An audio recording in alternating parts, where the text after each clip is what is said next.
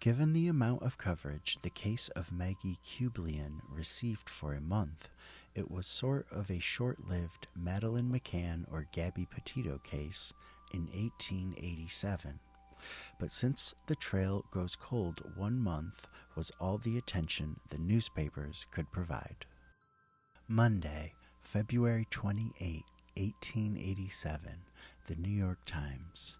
Murdered or run away. A pretty Brooklyn girl missing from home. Maggie Kueblein, whose parents live at number 134 Metropolitan Avenue in the Eastern District of Brooklyn, has disappeared in a most mysterious manner. Maggie is a pretty girl, and though only 12 years of age, she is almost a woman in appearance. About 7:30 o'clock Saturday evening, during the terrible rainstorm, her mother sent her to Schruger's Bakery, number 71 Metropolitan Avenue, to buy some bread and rolls. She has not been seen since, and grave fears are entertained that she has been assaulted and made away with. At 6 o'clock yesterday morning, Mrs. Kueblein, after spending a sleepless night, left her home to search for her missing daughter. On the stoop of the office of Charles Graham's pottery, which is about midway between the bakery and the house where the family live, she found a loaf of rye bread and the store book of Mrs. Schruger's bakery. The book showed that the girl had attended to her errand and had made a purchase amounting to 27 cents. The basket of rolls and one of the 2 loaves of bread she had been told to get were missing. This showed plainly that the child was on her way home when she was met by some unknown person, probably in front of the pottery, and carried or enticed away. This theory is practically proved by the fact that the footprints of a child and those of a man were plainly visible in the snow. The tracks led to the steps of the door of the pottery when the bread and book was found.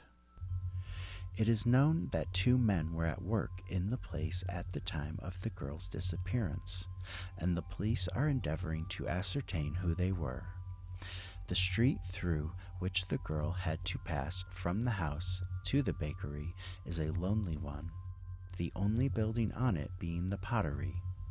Cries of distress or for assistance, if made there after dark, would be unheard, and the girl may have met a terrible fate in the unfrequented street without attracting any attention.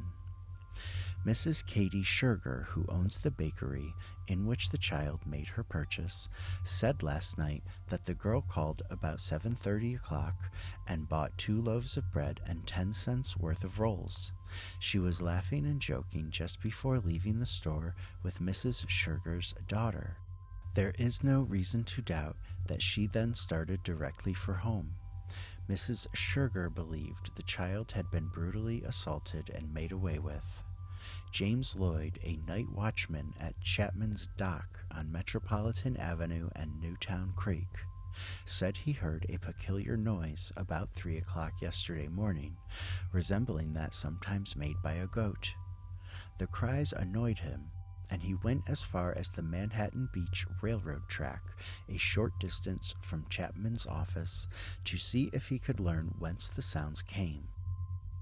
The noise suddenly ceased, and he returned to the office. A few minutes later, he was again startled by hearing the cries repeated, but nothing was in sight. Lloyd said the cries alarmed him, as he had never heard anything just like them before. He has been employed by Mr. Chapman for 20 years. At the time when these noises were heard, the wind was blowing strongly from the southwest, and made it difficult to tell whether they were made by a human being or not, and a still harder task to definitely ascertain their location. The parents of the missing girl are beside themselves with grief. Her father, Jasper Kueblein, is employed at Meyer's Bone Factory on Newtown Creek. Maggie is the eldest of 3 children and the pet of the family. She was a good child and always spent her leisure hours after school at home with her mother, assisting her with the housework. She was never known to have remained away from home before overnight. Inquiries among the many school friends with whom the missing girl was a favorite disclosed nothing.